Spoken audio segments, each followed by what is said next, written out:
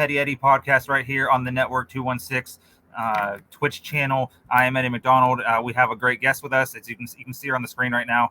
We'll give her a proper introduction. But first, let me tell you about Underdog Fantasy, one of the new apps of fantasy that's coming in. Really great to use from everyone that I've talked to. I still have to tinker around with it, but you can sign up anytime today, and you can do like a best ball mania.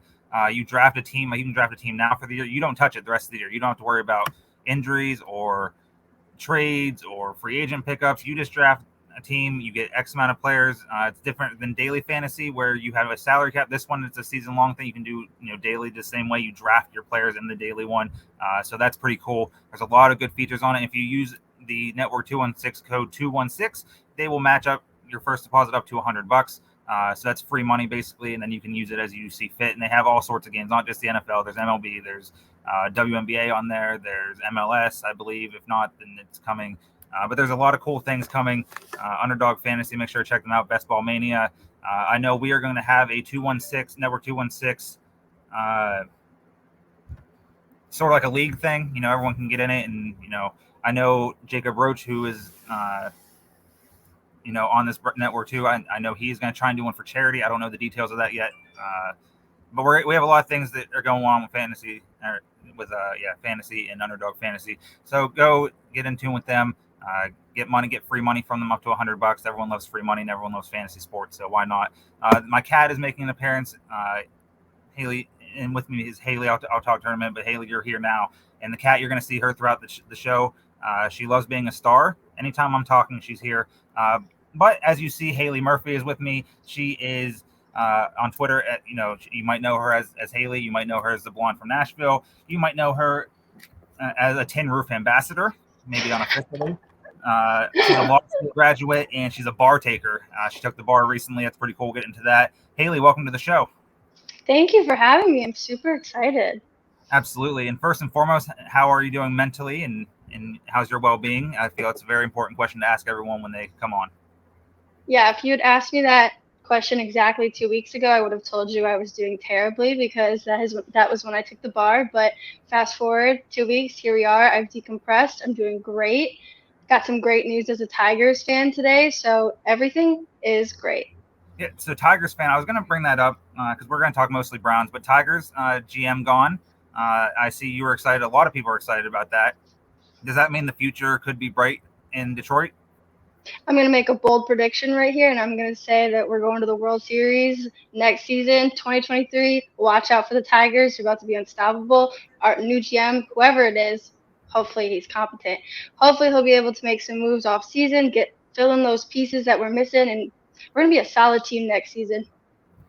Okay, I like the boldness. I do like that. A lot of people on this network that listen aren't going to like that because, a lot of people are Guardians fans. I'm not. I'm a Red Sox fan, so that's not going to bother me. My Red Sox suck right now. I know this. Everyone else knows this. They just suck. They started off sucky. Then they went to good, and then they suck. So I do like the prediction of the Tigers. I saw Miguel Cabrera's coming back next year. He intends to, as long as, injury-free. Yes.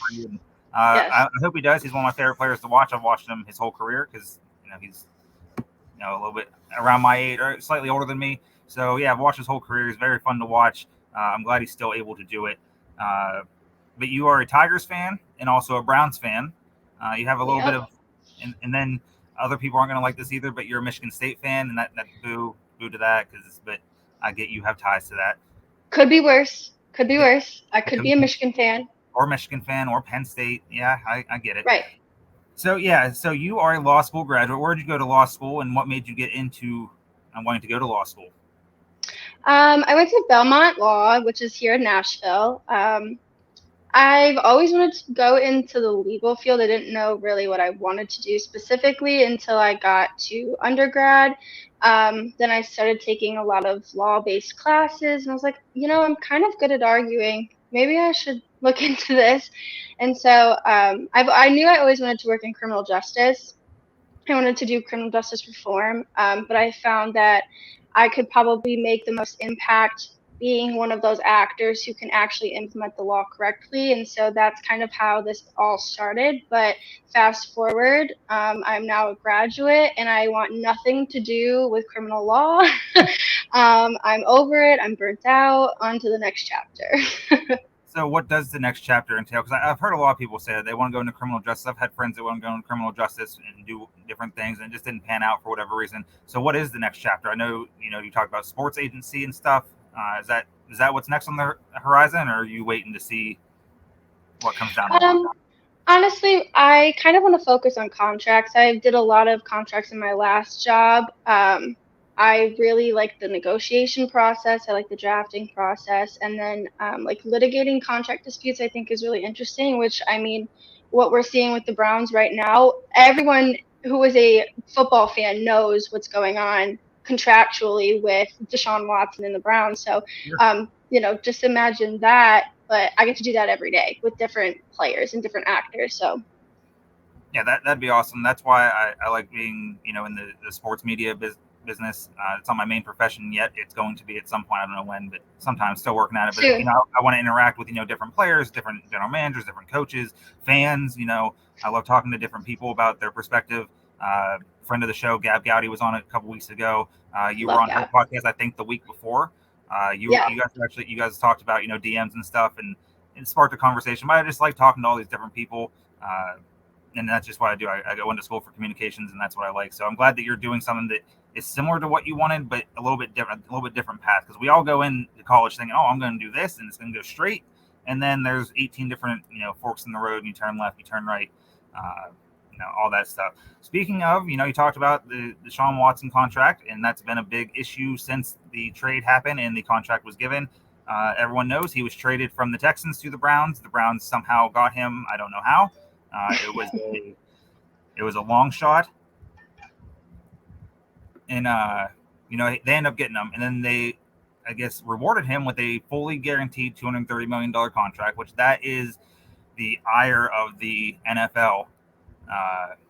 Which is completely idiotic because that's how the Browns structure a lot of their contracts. That's how a lot of the league structures their contracts. Now, maybe Right. not 230 million fully guaranteed. Do you see an issue with the contract at all?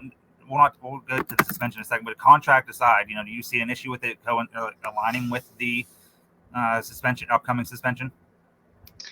I've been pretty consistent on this. I don't find it an issue. Like we've said, this is almost standard practice. I mean, maybe the $200 million guaranteed money isn't standard practice, and I think that's kind of where it gets a little weird. But we would have done that regardless of what we paid him, most likely. So I don't know. It doesn't really bother me. Yeah, my thing with it is there was 13 or 14 other teams that wanted him. They were going to give him the same thing because Atlanta was mad that they didn't have a chance to match the offer from the Browns. I think the Saints were also upset about that. But now all 31 owners that aren't, Jimmy Haslam and D Haslam, they're upset because now they're going to have to pay their guys. Baltimore's very unhappy. They're going to pay Lamar Jackson soon, and rightfully so. If they don't, then someone will. Miami probably. Joe Burrow is going to have to get paid in the division soon. So that's I get that legal aspect, or not legal, but the contract aspect from owners. But at the same time, like the price is going up. Yesterday's price is not today's price, and that's for everyone. So I don't see why they're upset because someone tweeted out Max Crosby's contract was whatever his major deal was this offseason. The first year is like $3 million, and then it goes right. up. And someone tweeted out, I forget who it was. They must know a suspension's coming. I don't think the Browns did that intentionally to offload the suspension. That's just how they do their contracts. If you look at, Denzel Ward's extension, little money coming off the books this year, and then it starts going up. Same with Watson. It's going to do the same. Myles Garrett's extension was the same. Nick Chubb's was the same. There's probably a bunch of others. So I didn't have an issue with the contract either. It is what it is. Owners they can be mad. They're going to be mad. But now we move on to the suspension part. Everyone knows it's coming. So originally, Sue Robinson was the independent arbitrator, former federal judge. She declared 6 games because of the wording and the language of the NFL CBA, which was agreed upon by both parties. So that's why he didn't get more. I think she absolutely would have suspended him for more, maybe a year. But the language of it. So tell me about languages and contracts and how important that is for people to know. Language in general is very important. When you're looking at a contract, you look at the 4 corners. This is like legal term of art. You look at the 4 corners of the contract. You look at what it says, and the only time you're allowed to bring extrinsic evidence into determining what a definition of the contract is if it's ambiguous, right? But these terms weren't ambiguous, kind of. And that's going to be one of the NFLPA's arguments is that, there was a lack of fair notice, right? But that's where it's really important, and that's where you can't kind of compare past suspensions to this one, right? I know a lot of people were like, well, Ridley got a whole year just for gambling. Okay, well, the four corners of the contract or the CBA to which the NFLPA agreed to explicitly states no gambling. Right. However, when it comes to sexual assault, there's nothing in the contract that says it, right? So that's where the whole, well, now we have to look at precedent to determine what we can and can't do, right? And then that comes in with the definition of what is sexual assault. And, so because the CBA itself lacked a lot of defining terms and a lot of concrete direction, I think that's why this is such a big tizzy, right? It's just Right. no one really knows because it was never figured out. Yeah, and that's the biggest thing a lot of people don't realize. Another thing people don't realize is the NFLPA basically gave Roger Goodell all the power in this because they both 100%. had a chance to appeal. No matter what the suspension was, it could have been 10 games from the rip, and then Watson would have appealed. Then it would have went back to Goodell, and it's not him. It's he had a designee doing it, which we all know how this is going to go. It's either going to be double-digit games at least, if not the year. And there's really nothing the NFLPA can do about it, even if they file a federal suit, right? There's really nothing that's happening. So, from my understanding, generally federal courts don't like to dabble with employment contracts, especially like collective bargaining agreements. It is what it is. Sure. You all came together, you all negotiated this, you came to an agreement. It is what it is, right? And so the NFLPA specifically has had a poor record in federal court. Federal judges just don't want to touch this. And so I just don't see I don't see this making it very far in federal court, if not a week. I feel like I'm pretty sure we're all well aware that Watson's going to file some sort of lawsuit, and I'm pretty sure we're all well aware that the NFL already has their motions to dismiss typed up, drafted, ready to go. So I think the very first motion that the court sees to dismiss, they're going to grant it, and it's going to go away. I don't see a judge actually doing anything about this because the NFLPA had its chance to negotiate. They agreed to these terms. I'm sorry you were more focused on salary caps and whatnot, but it is what it is, and you should have been more diligent. That's your own fault. It's a little ironic that J.C. Treader was the former Brown center, and he's the head of the NFLPA. He's the president, and he's supposed to protect the quarterback. And in this instance, he really didn't because it's not obviously we didn't know Deshaun Watson was going to be involved in this legal matter, but he didn't protect the other players either because he was just trying to get them to be able to smoke weed, which I'm all for. Practice less, which I'm all for. Their bodies take a beating. He never practiced. He practiced maybe one day a week, if that. But now, and then they didn't give the power to the players to say, okay, well, if we're appealing this, who's it to go to? Oh, Roger Goodell. So what's the point of us even, having this arbitrator? A lot of fans don't understand that part that, the NFLPA did do this to themselves in a sense. No, so going back to the lawsuit, is there a way that there can be an RTO that, for those who don't know, can you explain what an RTO is? And then is there a chance for that to be in things so Watson could play week one? Is there any possibility of that? So, first off, I generally don't think so. Temporary restraining order is basically a smaller version of an injunction. Injunction is what a court can issue to basically stop someone from doing something. So this is kind of a pre-trial or predetermination injunction. So it's temporary. So basically think of it as a mini injunction. But there's several things you have to prove to get an injunction or a temporary restraining order. And here, there's no irreparable harm, and that's a major element, and that's probably the hardest element that anybody who's requesting ATRO to be granted has to prove. But here, I think what a judge will find is that because Watson came out and said, I accept whatever Honorable Robinson is going to hand me, he accepted that 6-game suspension, right? So anything up until 6 games, he accepted. There's no harm done. He said, you know what? I take it, right? Anything past, sure. However, that's not going to be looked at as the original suspension. That's just going to be a modification. And that's important because in the CBA, that is one thing that was actually defined, is any additional games or fines added on to whatever the initial arbiter rules or fines. That's just a modification. It's not a new suspension.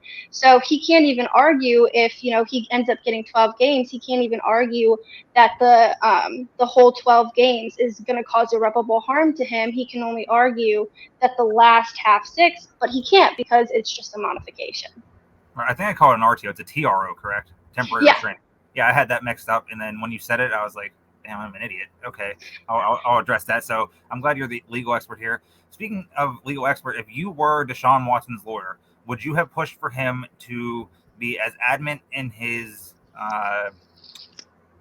declaration of innocence the whole time? Pounding, I'm innocent. I'm going to clear my name. Blah blah blah. All this other stuff, and now that's sort of coming back to bite him in the ass, is it not? In the view of like the public opinion, yes. According to Sue Robinson, no. If I were his attorney, I would have urged him to take some sort of responsibility. Obviously, we don't know. None of us fans, half of the league, none of us really know what the evidence is. We know what we were able to read in the briefs and read from Sue Robinson, and we know what was, what has been put into the media, but we don't know everything, right? And I think that's also a really important topic to hammer on, is like there's still so much that we don't know. We just don't know. And so Right. to make rash assumptions of guilt and innocence and what happened, what didn't happen, I think that is just ridiculous and reckless and inappropriate. But if I was his attorney, I would say you clearly were misappropriating something, right? Nobody needs 60 plus masseuses. Right. Apologize for your, maybe you can label it as, I don't know, abnormal behavior, whatever, but show just like a little bit of remorse, right? But I think him settling absolutely played a part in Sue Robinson's determination. She said that was one of the mitigating factors, which was another reason why he only got 6 games. He was able to settle. He cooperated with the investigation and all of that. But she also said his lack of remorse and his lack of accountability was an aggravating factor, which is why he got more than 4 games, right? So I do think it is biting him in the butt, and I think now people are kind of catching on because the Haslams released a statement. What was it, last week? And they said that Deshaun's remorseful and like he understands that how this is. He doesn't. And I don't know if that's just him really thinking he did nothing wrong, but he doesn't. He's never once said, you know what, I understand, even if I feel like I'm innocent, I understand like the situation I put fans in or the situation I put the team in. He's never come out and taken a lick of responsibility. The entire time he has said, I've done nothing wrong. And I don't know. If I was his lawyer, I would have said, that's not a good look, bro. Yeah, that wasn't a good look. If I was his lawyer, which I don't have any legal expertise at all, I watch Law and Order, SVU. That's about the extent of my legal knowledge. But I would have had him either settle already.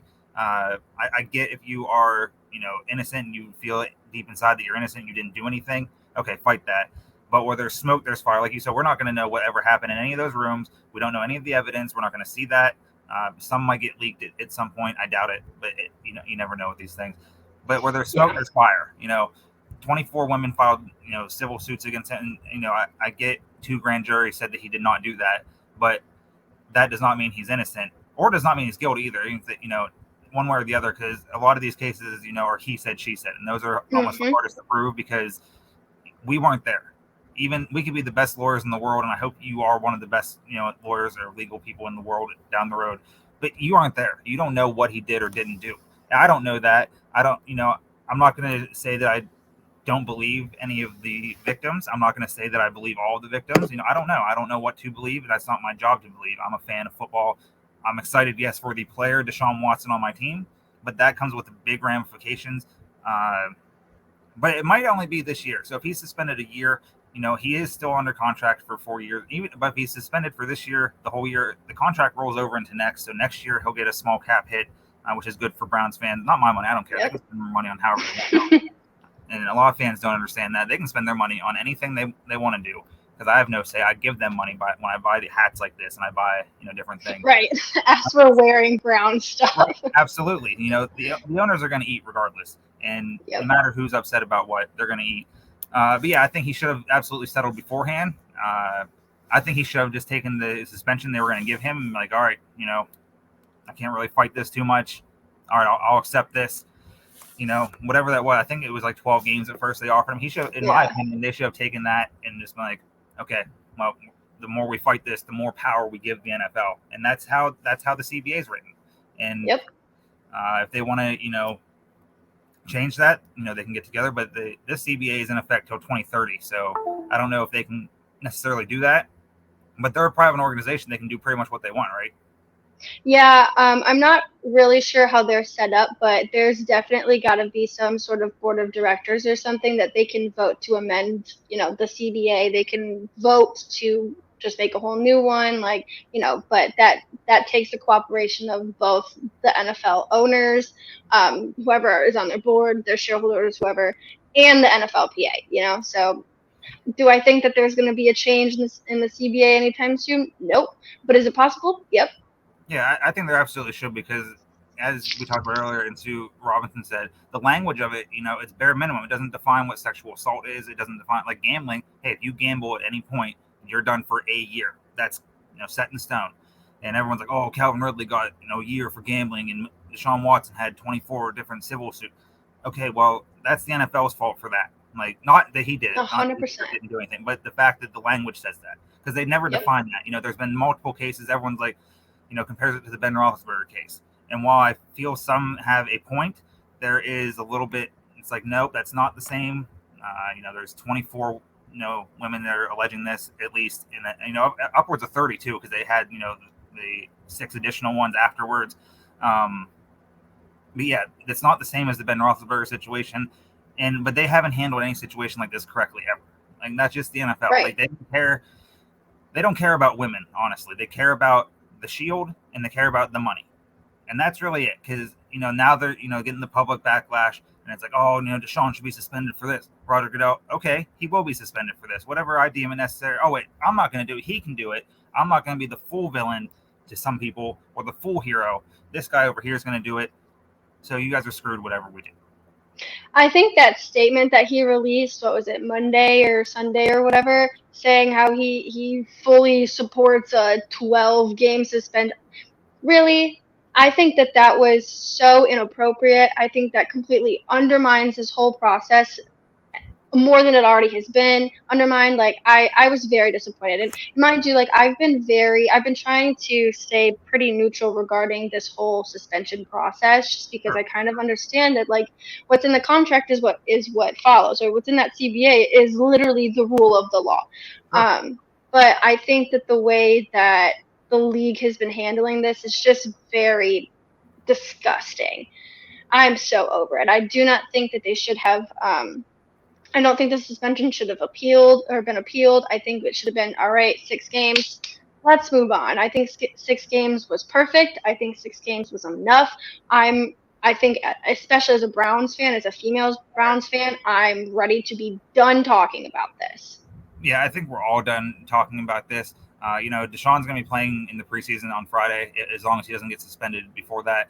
I think that's incredibly dumb. I sort of get it, because he hasn't played football in over a year. But at the same time, it's like, why is he taking these reps? He's not the starter in week 1. It's almost a 0% chance he starts week 1. 100%. Yeah. It's 100% chance he does not. So yeah, it's going to be Jacoby Brissett. I tweeted out last night that I'm just ready for us to just him never to play for us until I hear otherwise. And so I'm just going to think in my mind, we just wasted all this money, all these draft picks, until I hear, okay, he's done for 12 games, he's done for a year, he's done for whatever amount. That's just how I'm going to think of it, so I don't get mad at it anymore, or I don't get upset like, okay, here we go. Because 6 games, I was happy with 6 games as a fan, not from any other perspective. As a fan, I'm excited for that, because the first month of the season is fairly easy. There's no easy in the NFL, but fairly easy for us. Then he comes back with 11 games left. That was a good chance to make some noise, but sadly not the case. But again, he might play Friday. We see the Barking Brown show, another show on the network. You think the Browns announce he's playing Friday to force the league's hand to announce it? That's not a bad question. That is where my brain initially went when I saw that today. I was like, wait a minute. There's something going on under here. I definitely think that it was motivated 100%, especially because we had Kevin Stefanski, what was it, yesterday saying, oh, we're keeping that under wraps, and then today, nope, he's starting. No, there was some motivation under that, 100%. Yeah, I wouldn't be mad if they said, okay, well, he's gonna get the 12 games then. Okay, cool, 12 games. Because I don't care about the contract. I don't care anything about that shit at all. It's not my money. It's not my negotiation. I'm happy for any player that is able to get any sort of contract like that in any sport across the board. I wish more would do that, and I hope more do that. I hope more get these massive contracts, and because they're the reason we tune in, not the owners, not the coaches. We watch players. We play fantasy. Just talked about underdog fantasy. Right. Teams. The draft is the best part of fantasy to me, and you draft these guys. Okay, sweet. Almost every game has interest, so it's just like, yep. Okay, so pay them, and I'm all for that. But yeah, I'm in agreement with you. This is to force their hand, I think. But even if it wasn't the force hand, I don't understand the point of him playing 2 series. Like, what's that going to do? He hasn't played in a year. Okay, he's not going to play for almost another year probably, so he might be out 2 full seasons. I get they want to get him as in game shape as they can. That's just not not going to be a thing. Right. Focus on what you're actually going to need and worry about that later. Right. I want to focus on the other. Everyone's like, oh, I don't want to waste another year of Nick Chubb and Myles Garrett. Well, if they're good enough, which they are, they can win without him in spite of this. Jacoby Brissett is not, a top 5, 10, 15. He's not even a top 20 quarterback. But what he has to do this year is play better than bottom 5 quarterback that we had play from last year. If he does that, we might win 10 or 11 games and get into the playoffs. The AFC is loaded. But that transitions to the thing. We replaced Baker Mayfield. He is gone. He is in Carolina. That's how Deshaun Watson was here when he was here. And then Brissett was signed. Baker's off to Carolina. That's where we're going to segue to next. And Baker is a hot topic of, still of Browns fans, because he was the franchise guy for the past 4 years. I was a big Baker bro for a long time. I then watched him more. And then as you can blame it on the injury, you can blame it on whatever you want. Didn't go so good last year. I was pounding the table, coming into that season. Oh, he played this well last year. They're only getting better. Odell's coming back. The defense is going to be better, all this stuff. And then the shit the bed. That's what happened. But he's in Carolina. Yep. What did you think of the ending, the divorce of the Browns and Baker Mayfield? And what do you think he'll do in Carolina? It's no secret I'm a huge Baker Mayfield fan. That is why I'm a Browns fan. Sorry, it's going to probably upset some of your fans, but that is why I became a Browns fan, and I'm going to be a Browns fan even though he's gone, so don't come at me for that. But I think it was, when it happened, I think it was necessary. I think back in March, I think we could have probably saved this relationship, but we didn't. And so now here we are. Initially, I was excited because I was like, you know what, Baker is going to be on to bigger and better things. He can focus on something different, get out of this, change of scenery. That's great. But then, I was sad because I've always wanted him to be in Seattle, throwing some touchdown passes to DK Metcalf. Did not get my wish. But that's okay because he's going to be in Carolina. Obviously, Carolina's not going to win their division.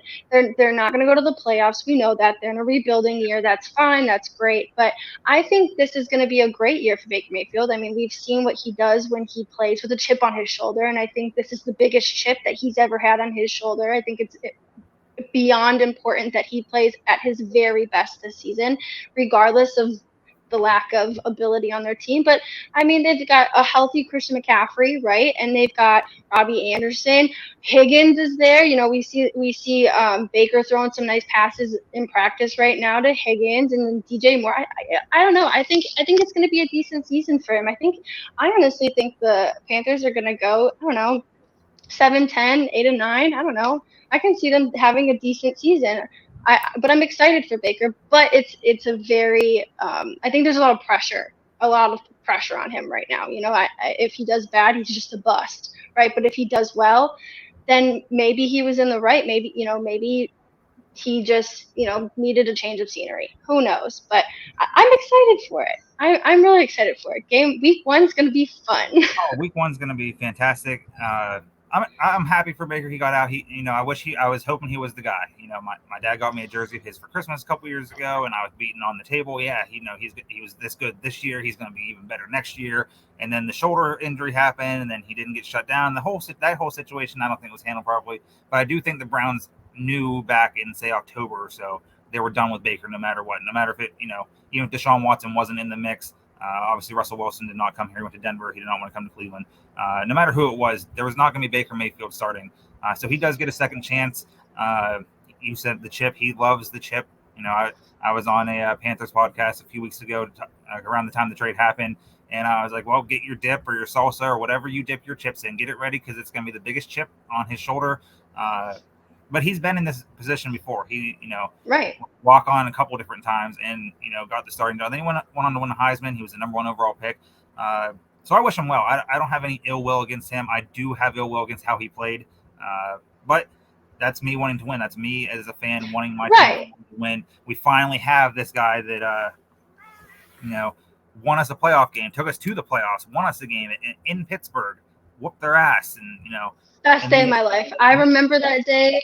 I will literally remember that day for the rest of my life. It was the best day of my life. Yeah, when that snap went over Roethlisberger's head and they scored that touchdown, I don't know how loud I was yelling. I know my downstairs neighbors were hearing me, and I didn't care. I was like, oh my god, we're up 7-0. All right, great. And then, oh my god, it's 14-0, and then 21, and then 28, and then so forth and so on. That was a great time. He did a lot of good things for Cleveland. Someone asked earlier on Twitter who the top 3 quarterbacks in your franchise's history were. I said Brian Sipe, Bernie Kosar, Baker Mayfield. I truly think he's one of the top. If you wanted to put Otto Graham in there and slide those guys down, whatever, I don't care. Like, whatever. I think he's one of our best quarterbacks. He's definitely our best quarterback since they come back in '99. That's right. That's an undisputed fact. I wish he would have won more. Everyone's like, oh, he did this, this, and this. Well, he had one winning season. In the NFL, you have to win, or you're going to move on. So he's moving on. So that was the issue in the locker room. A lot of people were divided because of him. Not necessarily didn't like him or anything. A lot of guys said they like him. But I thought it was very telling when Odell Beckham Jr. and that saga ended. Everyone on the Browns roster almost came to his defense. Said, "Oh, we love Odell. He was a great teammate." Greg Newsome and JOK said on a podcast earlier this summer that one of the best teammates. I think Greg Newsome called him the best teammate he's ever had. Mm-hmm. Always doing things with them. And they said Baker was great too. But there was a divide there because they could not get on the same page. Whatever, it was 2 different puzzle pieces on 2 different puzzles. And, that's just how it is. Sometimes in the NFL, you don't have chemistry with everyone. And I thought for sure when Odell came, I was like, oh, yeah, now we're good. Like, here we go. It didn't pan out for him either. He's on to other things. He won a Super Bowl this year before they win that game. But he's either going to go back to the Rams or to the Bills or someone. But the issue in the locker room was Baker, and now he's gone. There's no issue. And I saw you tweet this earlier, and I saw it myself, before that. Jarvis Landry put on Instagram free Ream and talks of Kareem Hunt because Kareem Hunt requested a trade the other day if he could not get a new contract. I don't think he goes anywhere until after the season unless the team gets desperate and says, hey, we'll give you this for him. Right. But free Ream, what's he free? You asked, what's he free from? The drama's not there. What's he free from? Listen, when I saw that, my heart shattered. I love Jarvis Landry. I will always love Jarvis Landry. I will support him and wherever he goes in the same. I support him. That broke my heart. Absolutely broke my heart because I thought that the whole narrative was once we get rid of this quarterback, this cancer in the locker room, we're going to be great. The cancer's gone, and we still can't keep players. I don't know. Do I think it has something to do with him wanting to be paid and him, wanting to be, a star running back? Yes, I get that. But at the same time, I think there was a little, some more motivation under that comment? Absolutely. Because if I wanted my friend to get paid, I would have said paid Ream. I wouldn't have said free Ream, right? Words. Yeah. Back to language. Language is important. Yep. I don't know. Maybe I'm reading too much into it. Maybe I'm just trying to find a distraction from the Deshaun Watson thing. But I think that there was something telling there. So what are we freeing him from? And personally, I think maybe it's the front office. We've been seeing that they've been dropping the ball. Granted, we had a great offseason, getting Cade York. We all know Cade York Oh, is our Lord and Savior right now. We got Amari Cooper. We did pretty good in the draft. Like, you know, not saying that that's exactly what our issue is, but I do think that maybe some of the players are seeing that our front office isn't all that it's cracked up to be. that could I be. don't know. No, that's a good point. I've seen a few people say that. Uh, I think I was emotional ranting last night in a group chat that you know very massively fucked up this year with the Watson thing. But then some guys were saying, well, it's not a 2022 move; it's a 5-year move. Okay, Right. and I thought about it a little bit more, and I've said this to myself over the summer and to other people, and then I was like, you know what? Yeah, if he's gone for this year, oh well. Jacoby Brissett can win us, hopefully 9, 10, 11 games. If not, then we'll go from there. But yeah, the front office, I don't know if all the players are on board because not all of them are their players. Baker Mayfield was Right. not the Andrew Berry and Kevin Stefanski guy. Mac Wilson was not either. He was traded earlier this year. Jarvis Landry was not their guy, and they didn't see him as a $15 million receiver at the time. That was like one of the highest paid receivers in the league until everyone got their massive contracts, which is great for them. Odell wasn't their guy. That was before them too. A lot of these guys were before them, and I think Barry's done a good job with the roster. I think this roster is still absolutely loaded from top to bottom. No matter who the Absolutely. quarterback is, because the running backs are there. But with this free Ream stuff, I'm just like, what do you mean free Ream? What's he free from? Like, it's not like he wants out because he hates it there. He just wants paid. Because as we Right. said at the top of the show, yesterday's price is not today's price, and that's just a fact for everyone. I hope everyone understands what that means. Yesterday's price is not today's price, and I hope if you're able to go to your boss at your 9 to 5, like we all have, go to him and say, "Hey, boss, I'm doing all this work. I'm doing this, this, and this. I feel I should be compensated a little bit better." But please have a plan before you do it. Don't just go and say, "Hey, I want more money." All right, why? Make sure you know why you need more money, and make sure if that doesn't happen and you're not happy with their answer, that you have something else lined up, or you can look for something else. But yesterday's price isn't today's price, and Reem knows that. Kareem Hunt knows that, and I would love to see him here the rest of his career. Nick Chubb said yesterday he wants him here to do whatever it takes to keep him. But much like fans who think they have a say, and we ran Baker out of town, it's all our fault, whatever. Nick Chubb doesn't have much of a say either. He can go to Andrew Berry Right. and, hey, dude, pay Kareem Hunt, whatever it takes. Uh, Obviously, that doesn't mean, hey, take from my pile of money that you gave me. Right. I mean, some players have done that. I'll take less money and structure my contract differently. And Tom Brady structured his contract differently every year, and they were able to, sign players and Yep. stuff. But he has no say either. But I would love to see that because that's the best running back tandem in football. Hands down. Yeah, hands down. There's no debating. If you want to debate, you can debate your mother's. Don't debate me because I'm not debating. That's just no debate. Right. With the green stuff, I was like, all right, Jarvis. Like, I didn't expect you to take shots. Like, you love Cleveland. You love most of your teammates. You even love Baker at one point. Like, it, but when he said that, I was like, what's he freeing him from? There's nothing to free. Like, he's in a good spot. Even if he can't get traded this year, he's getting paid next year regardless, unless they give him an extension. It'd be nice if they gave him like a 2-year extension with however much money. Like I said, I don't care. It's not my money. This isn't fantasy football, so I can't expect, oh, well, I'm going to give him, it's not Madden. Oh, I'm going to give him an extension. Here we go. I don't do cap stuff. That's not my forte. I love money, but I'm not an NFL GM. I have to worry about, oh, hey, this guy's getting paid. Yeah, the free Ream stuff, that bothered me. But Yeah. outside of Watson, there are other players on the team: Kareem Hunt, Nick Chubb. There's Myles Garrett, Jadeveon Clowney. The defense looks spectacular so far in training camp. We'll see that a little bit to the test on Friday against the Jaguars. What have you seen from training camp that has you excited so far?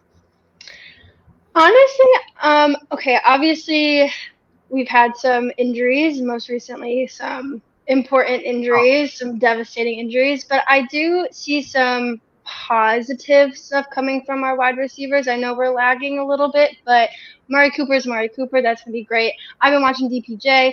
I think it's DPJ season. I think he's going to ball out this year, and I don't know. I feel like he's going to make me not miss Jarvis Landry.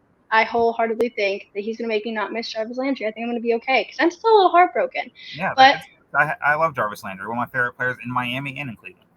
right, but I don't know. I'm excited about DPJ, and obviously we got Cade York kicking everything under the sun. Correct. We have a kicker finally. Yes, we finally have a kicker. To me, that is the highlight of the off season. I don't care that we have a great quarterback now. We got a kicker. We've needed a kicker. We got a kicker, and he's great. I'm so pumped about that. That is probably my favorite draft pick. Him or Perry on Winfrey. I'm excited to see what he does.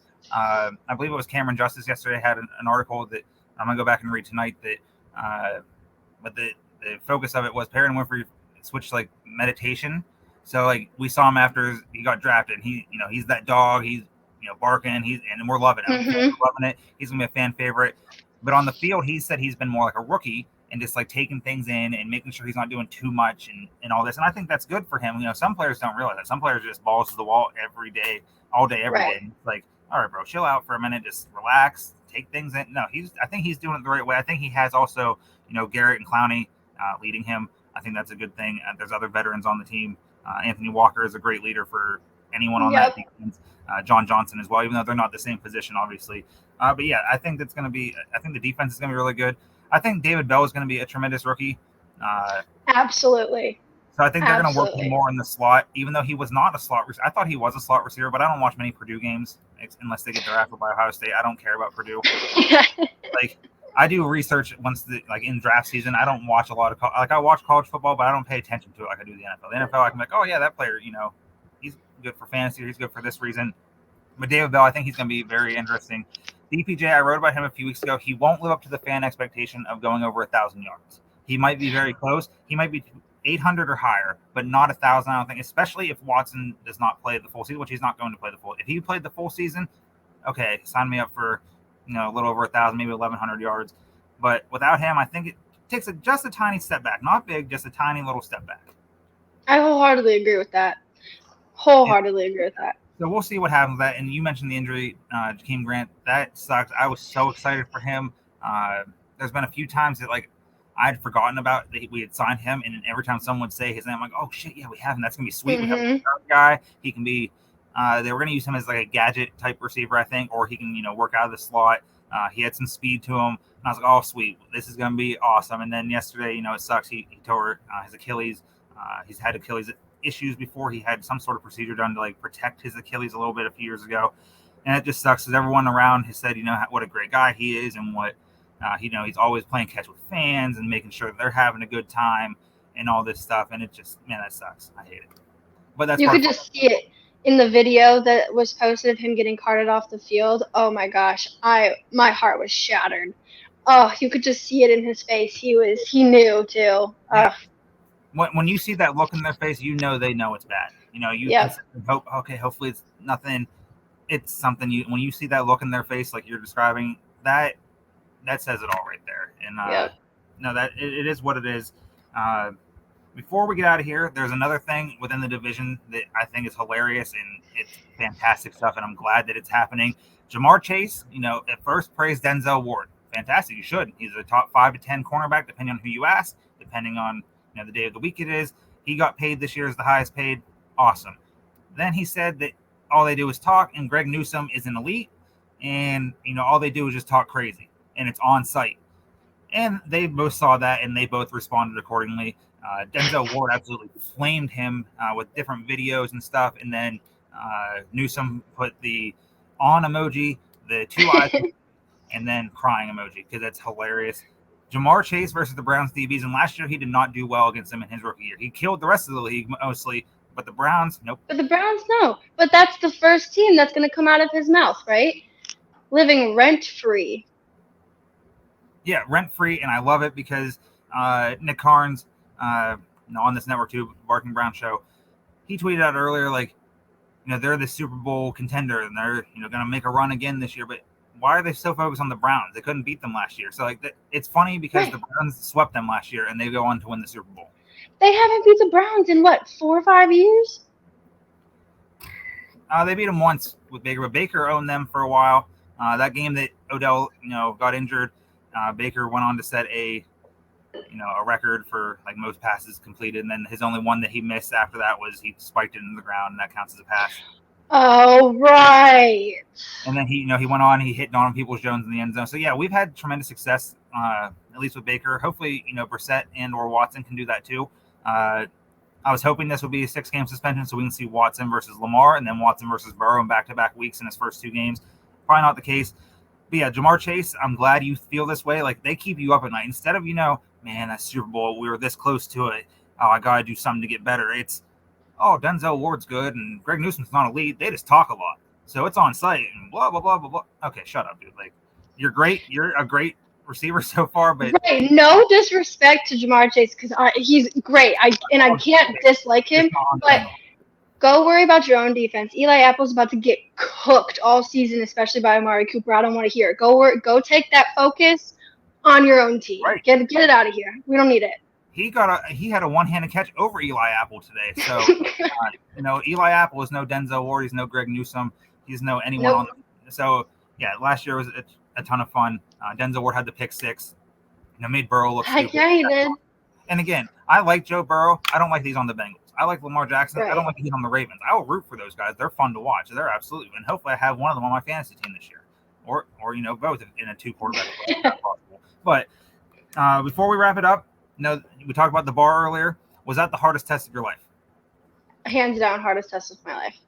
And how do you prepare for like a regular normal test, and then how do you prepare for the bar? Because it has to be tenfold, right? Yeah. So a normal exam, say a normal exam in law school is generally one legal topic, right? Because you're only taking one class, right? So you get 4 classes, and each class is a different legal topic. So when you take your exams, that's one topic you have to focus on. You take that exam and you move on. Then you focus on the next one, right?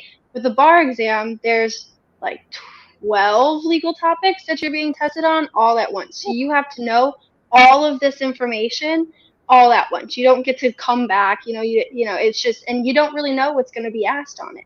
So you have to be prepared to know every single thing about every single thing of these topics of law. So that's contracts, that's property, that's evidence, that's criminal law, that's family law, that's secure transactions, literally everything.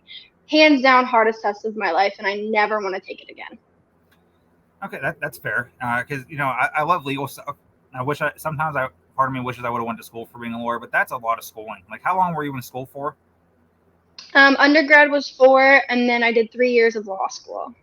Wow, that's 7 years of school. Like, by the time I finished I went like 4 years, and then I had another semester after that, so like basically 4.5. I was burnt out after that. I was like, all right, I'm done. Like, right.